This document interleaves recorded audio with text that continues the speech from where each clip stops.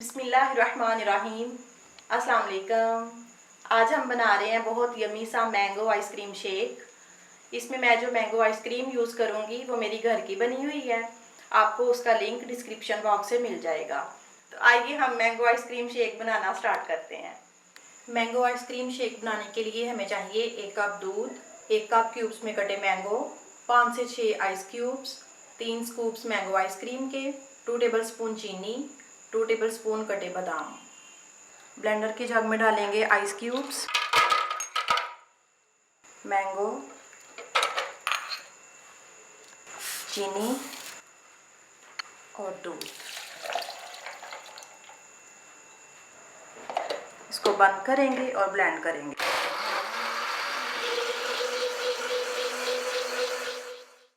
अब ग्लास में शेक डालेंगे,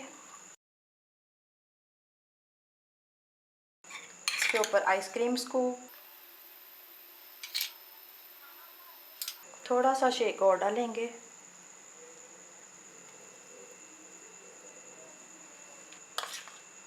क्यूब्स में कटे मैंगो,